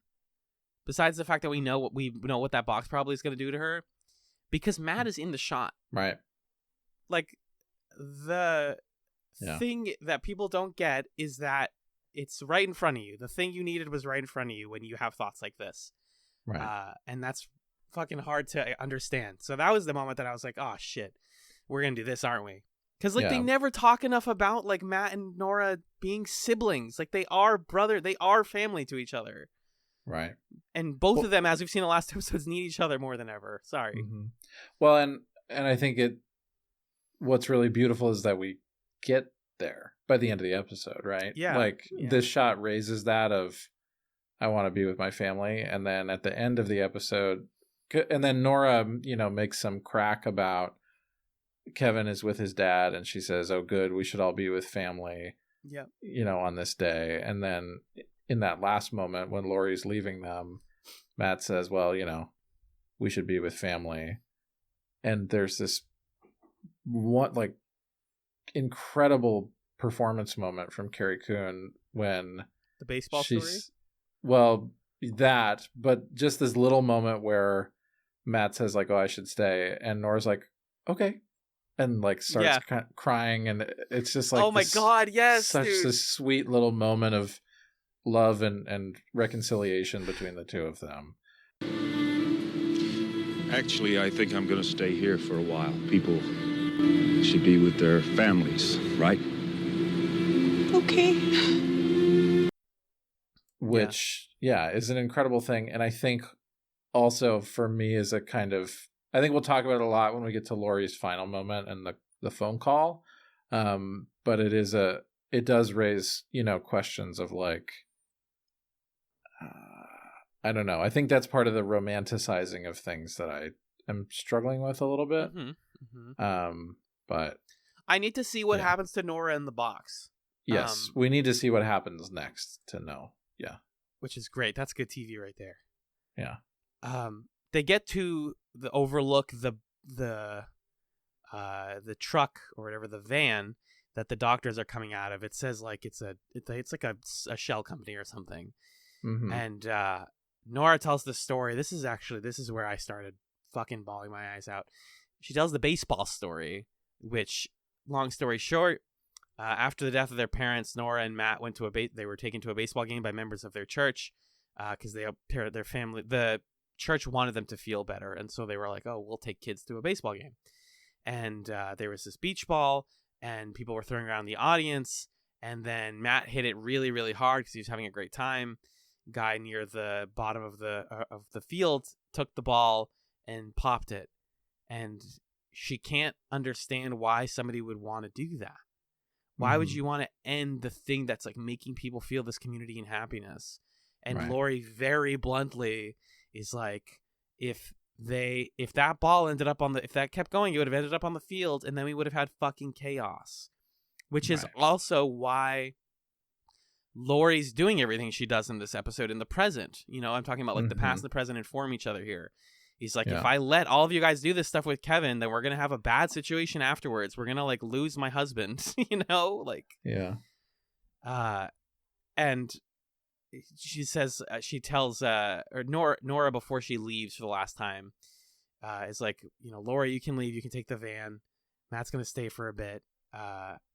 And can I like, promise you won't tell anyone about this? And then she's like, do you have anything? Do you have $1? And Nora's like, I only have hundreds. And then she's like, can I have... It's so funny. Like, of course you would only carry hundreds here. What does she give her? She gives her the match Box of cigarettes. Box of cigarettes. And she says, congratulations, Nora Durst. You are now officially my patient. Oh, man. Oh, my God. Crying. This Magellan, moment. I couldn't stop. I don't know what it is. That scene, I was like, oh, my God. Amy Brenneman, Carrie Coon. I've seriously, guys, have not stopped. Haven't cried that hard at a TV show in a very long time. Mm-hmm. You are now my patient. I'm sworn to secrecy.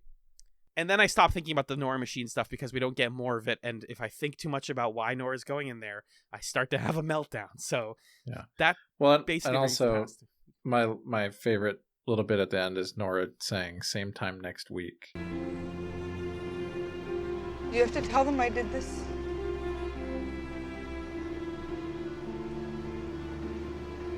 Give me $1. I only have hundreds. Give me your cigarettes.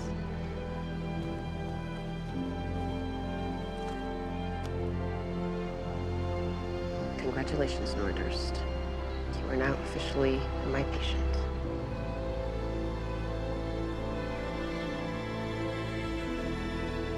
Same time next week.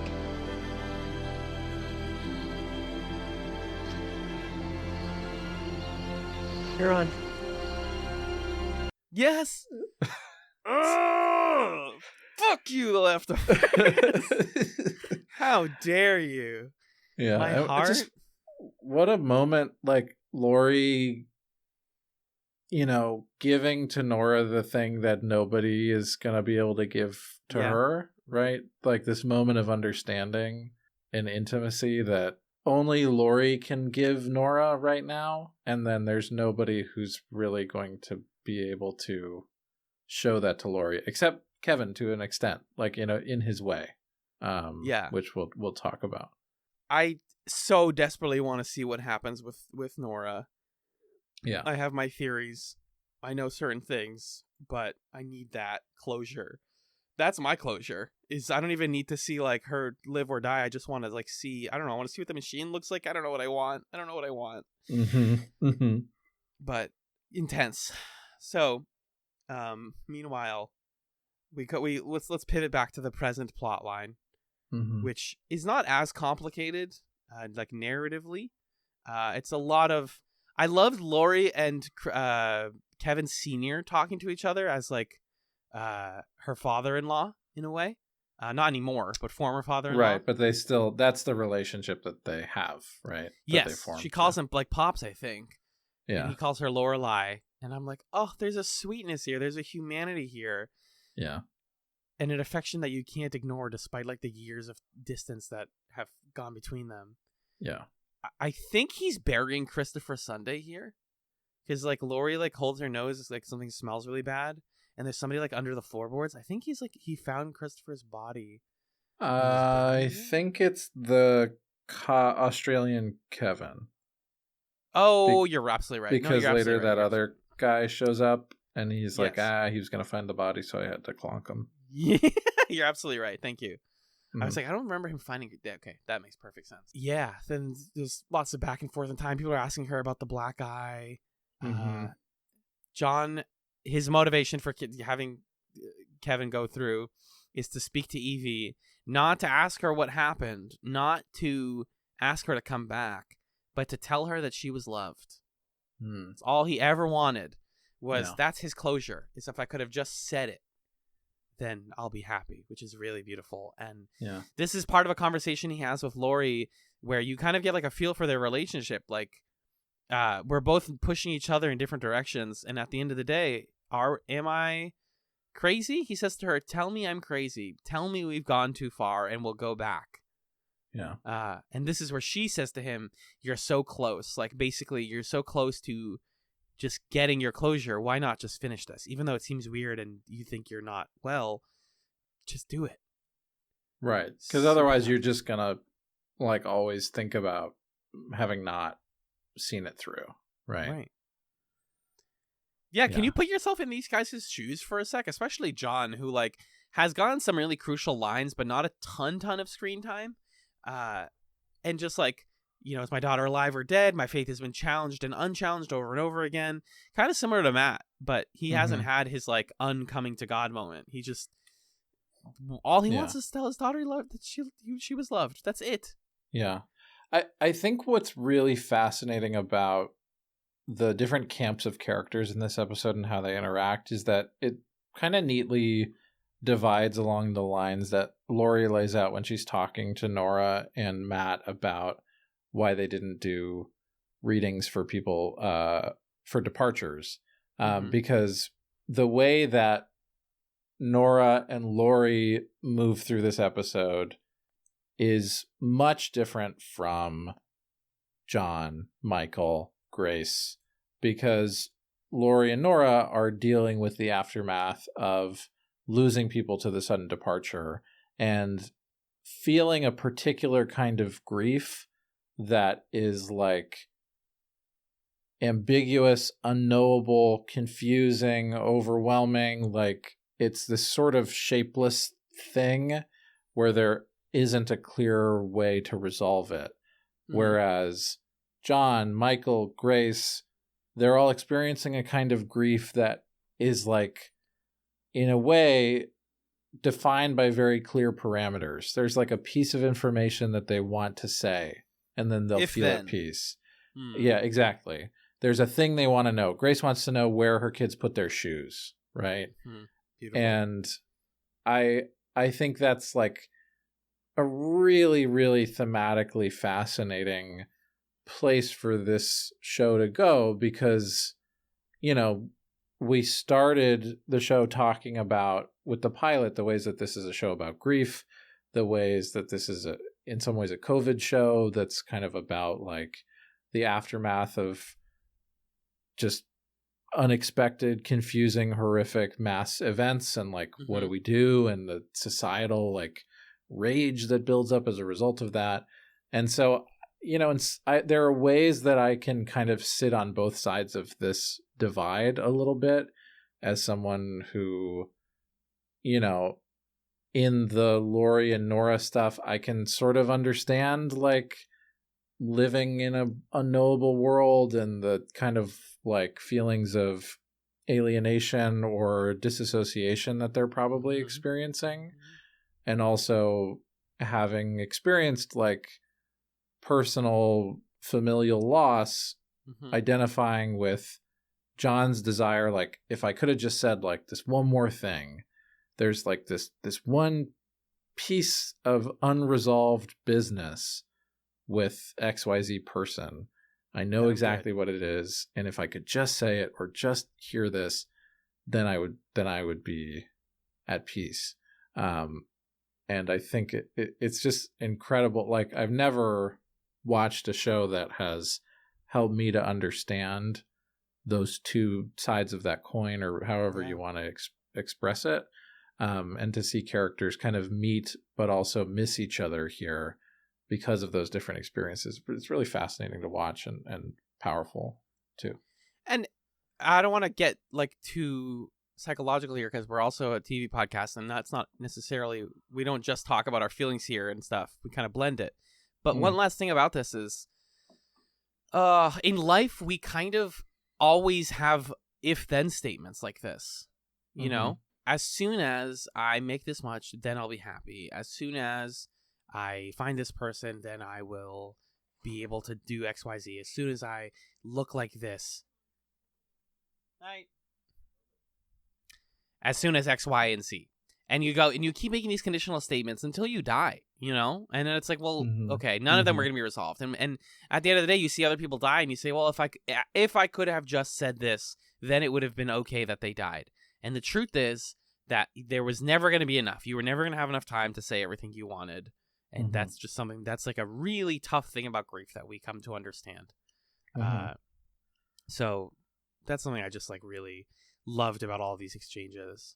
Yeah. Well, and I think there's something about like, you know, Lori and Nora and I think are in a position of having an awareness of that, of like there just aren't any if-then statements anymore. And I wonder if, you know, there's somewhere in the middle of those two things, right? Where like we can't completely let go of the fact that like there are things that make us feel better or more connected. There are the things that we need right here, like you said.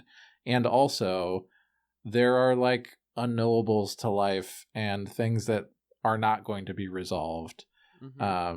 And there's just this sort of like space in the middle of these two experiences that is what life is, and being able to make peace both with like the things that we can't know or control, and also appreciate the things that we have and we can control and we can cherish while we have them. Both of those things are like incredibly difficult things to do. Yes. And you know, I think we're seeing characters wrestle with that over the course of this episode. Yeah, and this dinner scene coming up is where I felt like, you know, oh man, this is what The Leftovers needs to end on, is a sort of Last Supper where, you know, not literally where somebody dies, because that's what not dies, but where people get hurt, because that's what literally happens. But just, I wanted everybody to like sit and have a meal together. If The Leftovers could have ended on a happy meal, on a happy like conversation over food or something, I would have been like, this is a beautiful ending. Family and community persist despite tragedy. Right. And we're not there yet, and you know it's not the end of the show yet. And so Lori takes this moment to make a choice. And, you know, Michael is asking, like, okay, if we're all supposed to be on a Last Supper metaphor per Kevin Sr., then who's who? Can Lori be here because she's a girl? I guess she's probably Thomas. And John is obviously John. Michael, who do you want to be? Michael's confused and doesn't know what makes sense. Yeah, Michael says pass. Pass, exactly. Yeah. And then Lori says, I'm not Thomas, I'm Judas. And they start to question Judas's motives and how afterwards in the Bible he, with his like 40 silver coins he got for killing Jesus, like died. You know, I believe he killed himself. Yeah. Yeah. So the thing you start to realize that's really sad is Laurie's been telling people every single scene she's in that's what she's thinking about. Yes. But she just isn't saying it explicitly. Yes. And you're focusing on everything else, but she's really saying it. And so Laurie's Judas here. She poisoned everybody with the dog's pills. And everybody's knocked out so that when Kevin comes home, Cowboy Kevin himself, I've never been so happy to see Justin Theroux. You're like, fuck, this isn't the dinner reunion that I wanted. Right. This is so sad. This is like I've arrived at 5 Pigeon Run Road, and what do we have left? Let's just trauma dump for a minute. It's just a quick thing on the dinner scene before we get to this conversation. It's more of what we talked about in that first episode of characters making meaning of their own stories, and also in a way the meaning making then making the story happen. Because Laurie like takes in what Michael says and realizes like, oh yeah, I'm even more aligned with Judas's story than I thought. Just all of that was like really, really something else. And then we're in this conversation with Kevin, which starts with him looking in to the window, and she's like, yeah, I drugged everybody, and he turns around and goes, Jesus, Laurie. Such a Kevin moment. So funny. And then like you're saying, we just let it all out. We share all of our big things we've been holding on to, mistakes that we've made. It's a really beautiful scene. Long time coming also. Yeah, the truth is, as we talked about this last week, but Kevin, the person in his life that he's most attached to is not his father. It's not his current partner, now ex. It's his ex-wife. Like, it's always been Laurie. And this is the most honest we've ever seen Kevin to another person. This feels so much better than him being like, hey, Nora, I tried to kill myself in Jarden. It's like, no, actually, I flushed Jill's like hamster or whatever. Rest in peace, Mr. Farty or whatever. And she's like, it's Mr. Funny. She also reveals to him on her side that she was pregnant, which I don't even know how you handle that reveal when you're Kevin. You're like, oh, wow, that's intense. Yeah. But they just keep escalating. And then he's like, when I was dead, it wasn't that bad.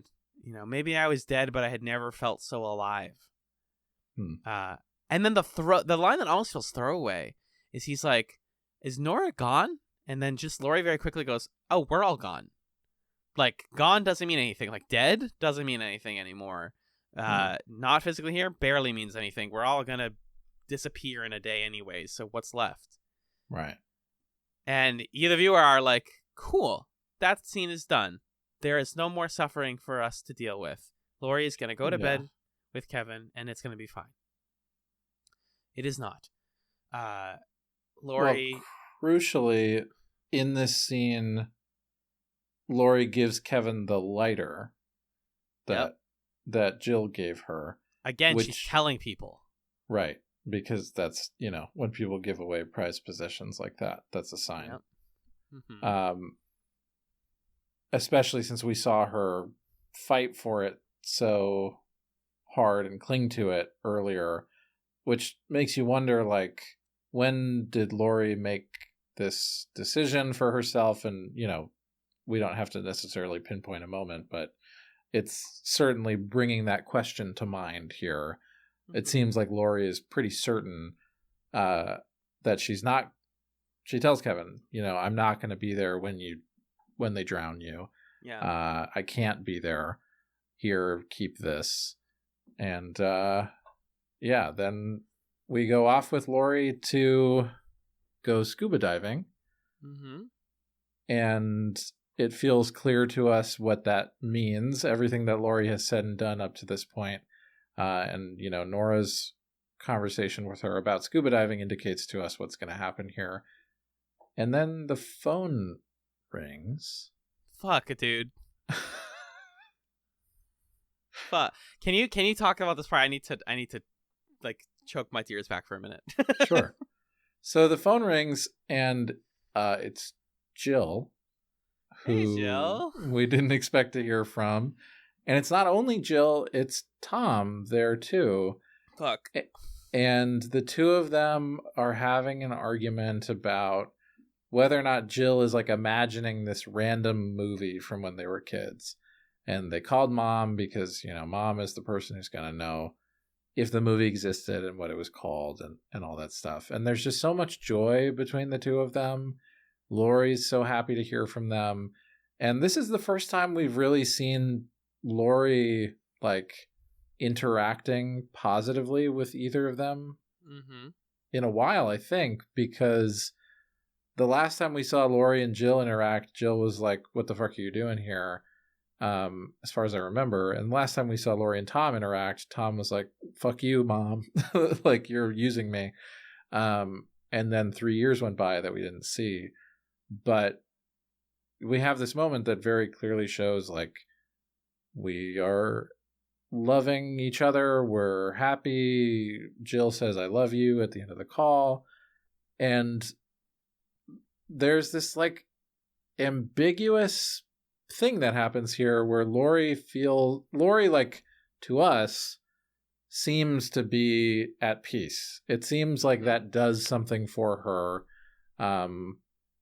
that makes her feel good. And so then the scuba guy says, "Okay, if we're going to do this, it's now or never." Little does he know what he's saying there. Right.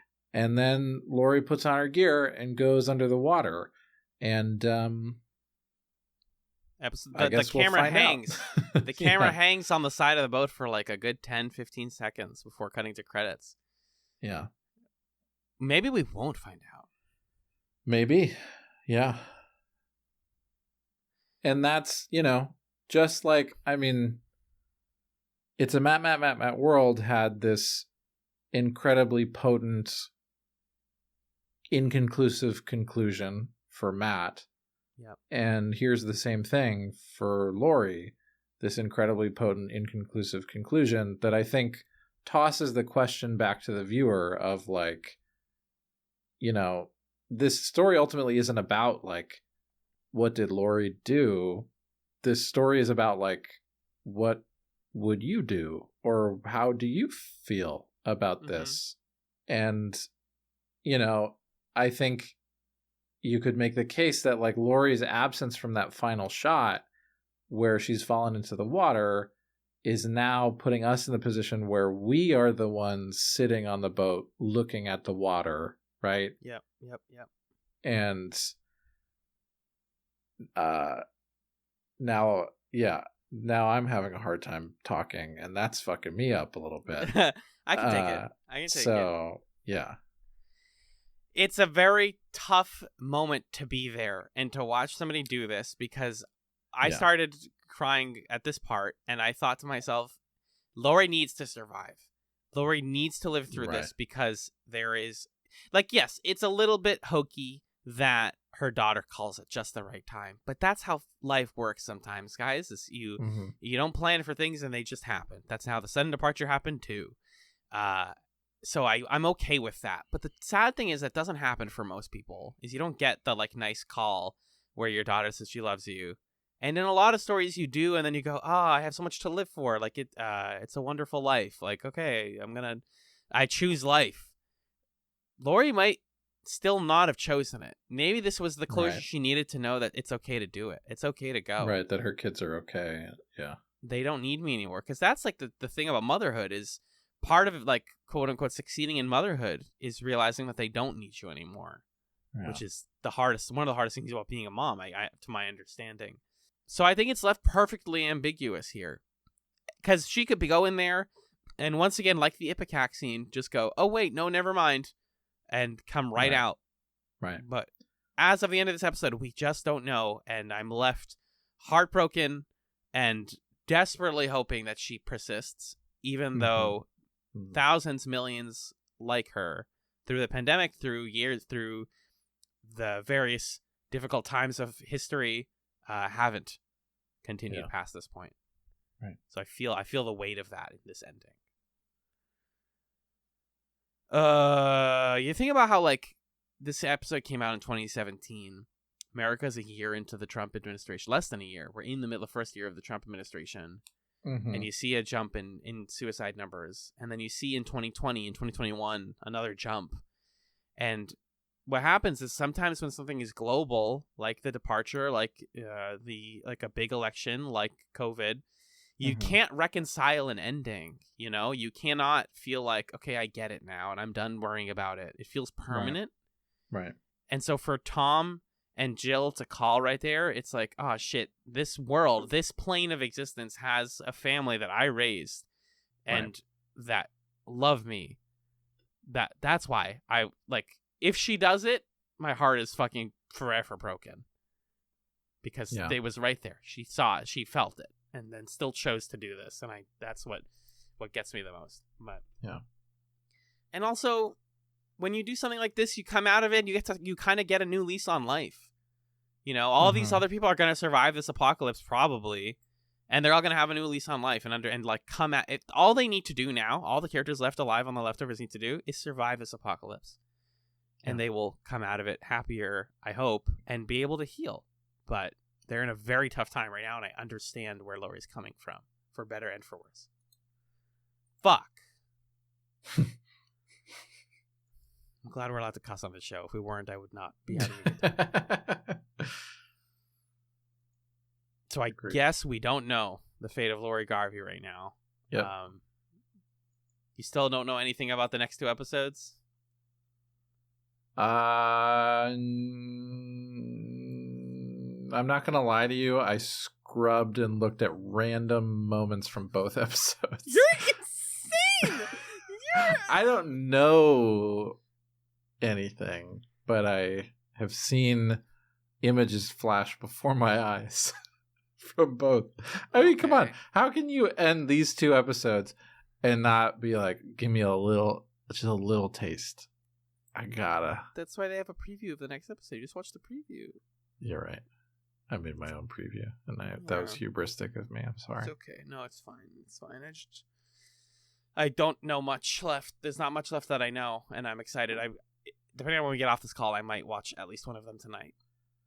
Yeah, I'm feeling that same urge. Any stray notes? I really liked that Kevin Sr. said discomfucking-bobulated. The subtitles had trouble with that on my end. Hyphen hyphen fucking, yeah. Yeah, one of my favorite little language things is, where we put the fucking when we, discomfucking-bobulated. Because you can't say disfucking-combobulated. Well, I guess you could. Discombob you fucking lated. Like it's all it's all a little janky. Yeah. So that was fun. I like that. There's this little moment where Laurie is recapping to Kevin Sr. what's going on, and it sounds pretty silly. And then she looks around and she's like, well, so everybody wants something, which is just like how stories work. Isn't this also the scene where Kevin Sr. is like, what, we're all playing characters? And it's like, yes, stop doing that. Yeah, she does this like Wizard of Oz thing, and then he calls her Dorothy, which I think is funny, and also is the role that she's playing here. Yeah. Let's see. That's pretty much all I had. Yeah, that's all I had from this one. I have two quickies. Okay. In that first scene where Kevin Sr. is burying the cop and Laurie's like, you guys all think that this guy, my ex-husband dying is gonna like stop a flood? Fucking why not? Mm-hmm. And when a mailman or whatever knocks on the door, they obscure his face for a second, and the way the writing and the pacing is like, you think it's Kevin. Like, right. You're like, right. Am I about to like watch? Because they keep talking about like, when's Kevin coming back? Are we all gonna wait for Kevin? And they obscure the mailman's face, and then it's like, hello, and you're like, oh, what's up, bud? Hey, bud. My other note was the show that Jill is asking her mom about at the end is called Today's Special, which is a real Canadian children's television program that aired on Nickelodeon in Canada and the U.S. And it's exactly as she described. It's very weird. It's about in the children's department of a major department store. Each night when Jody arrives for work, she carries a mannequin upstairs named Jeff. Muffy says the magic words "Hocus Pocus Alamagocus" and brings him to life. And they like hang out, and sometimes it gets kind of dark. Sometimes it's like just little short films. It seemed like a weird thing. So yeah, today's special. I figure these are already like the biggest TV nerds writing TV shows. Of course, they're gonna make a real reference. Right. But that brings us to the end of our discussion for this week. Let's talk about what we're watching next week, folks. Yeah. Next week on the Chatzovers, we are finishing The Leftovers with its final 2 episodes. They are Season 3, Episode 7, which is, the full title is The Most Powerful Man in the World, parentheses, and his identical twin brother. On a mission of mercy, Kevin assumes an alternate identity. We're also watching the series finale, which is Season 3, Episode 8, The Book of Nora. Nora wishes to make a major decision, but what are the consequences? She's going to get in the machine. I can only imagine that the machine looks like the machine from Babylon 5, the Great Machine. Like it's a big wheel that she's strapped. That's how it looks in my head. But they said it was like an isolated box. So it's probably like an MRI machine, actually. Oh. That's probably what it looks like. MRI machine. What is it? No. Yeah, MRI machine. I don't think the M is this machine. Okay, I was like, am I doing an ATM machine right now? I think it's magnetic. Yes, that makes sense. The Book of Nora and the Most Powerful Man in the World and his identical twin brother. We're going to get a weird Kevin episode, and then we're going to get the saddest shit in the world. Great. Magellan, before we go home, can you give me our plug zone, please? I surely can give you the plug zone. Nice. So if you want to get in touch with the show, you can do so in a few different ways. You can email us at chatspot@gmail.com, where you can send your questions, your comments, your concerns. And that's also a place where you can say, hey, I want to be on an episode. It's a little late to be on The Leftovers, but next week we will be announcing our season, 15? Yeah, I think so. Next week we'll be announcing season 15, and so you can get in on the ground floor by emailing us and letting us know if there are episodes of that show to be named later that you would like to join us for. You can also follow us on Twitter at ChatsPod on Twitter to DM us or like things or retweet or, at us, whatever the Twitter stuff is. You can join fellow listeners on reddit.com/r/chatspod to discuss current and old episodes of our show. You can also join us over on our Discord, which is a benefit for $1 and up patrons. At $3, you get access to twice monthly bonus content, which could be us talking about random stuff, or it could be us piloting shows or doing movie commentaries. And then at $5 and up, you get thanked at the end of every main feed episode. We have thanks here in our hearts for Stefan, Six, Pat, and Nick of the Brothers in Infinite War, Michael, Marcus, my mom, Lee, Kat, Jen, and Arthur. Thank you, folks, for supporting the show. You can also support the show by rating us on Apple Podcasts or wherever you listen to podcasts, and by checking out our website, chatspot.com, and supporting our good friend Camilla at Camillastrator, who created our podcast art. Thank you for all of that. You can also find us on other podcasts if you want to. Alan, do you want to tell the folks where they can hear you on a different show? I do. You can hear me on The Hunter's Quorum, which is a podcast where we talk about the monsters from the Monster Hunter games. We previously talked about Pokemon on that podcast, and we just released an episode as part of a new sub-series. I forget the name of it, but it's basically the Quorum, but for the game Temtem, which is an indie game that's very similar to Pokemon that recently hit 1.0, and we're rating, reviewing, and discussing the monsters of Temtem. So, remind me after we record that I have a Quorum idea, a pitch that I want to run by you. Oh boy. Okay, great. Where else can we hear you? You can also... I forgot I'm on another podcast. You can hear me on Talking Marketing, which is the American Marketing Association Boston chapter's once every other month podcast where we interview marketing professionals, CEOs, and cool people in the industry and talk about what makes them tick. And we have some really cool episodes lined up. I looked at a spreadsheet today that had episodes lined up to, and I quote, August 2023. Nice. So we're playing the game, so to speak. Yeah, that's what I got. Nice. You can hear me on a video game podcast called Super Smash Echoes that I do with my friend Justin. It's a monthly video game book club type of thing where we play games that are related to the Super Smash Brothers franchise in some way. So check us out there, Super Smash Echoes. We like to end our podcast here with Chatsums, which are little delicious bite-sized recommendations, be they media experiences or life experiences or whatever that we think you can snack on between now and next time. So, Alan, what is your chatsum for the folks for this week? Living. I have more of a chatsum. That's a good one. It's been teased a little bit because Logic is corny as hell, but I do really love the music video for his song 1-800-273-8255 with Alessia Cara and Khalid. It's a really beautiful music video, and it's a great song. The current number for the National Suicide Hotline is 988. If you're ever thinking about those things and you want somebody professional to talk you through it. I've called the number before, as previously discussed, and they're doing important work over there. So we are only able to help so much as a podcast, as two lowly podcasters, but as I've been saying a lot over the course of this episode, we want to see you around. And we value you as a person, regardless of whether you listen or care about us. We care about you. And again, that number is 988 if you need a professional to talk to. Yeah. What about you? What's your chat, Sam? I would just, first of all, want to second everything that you said there. I came in with a fun TV show as my chatsum, so I'm going to talk about it now. Yeah, no, do it. You don't have to apologize to me. I don't apologize. Apologizing through my tone to everybody else.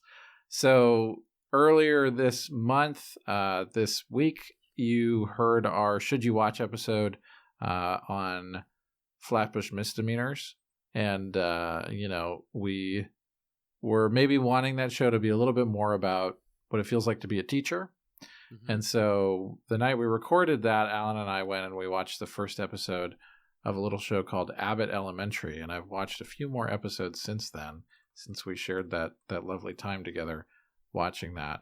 And it's, hey, did you like Parks and Rec? Was that a fun show for you? Do you wish it was at an elementary school?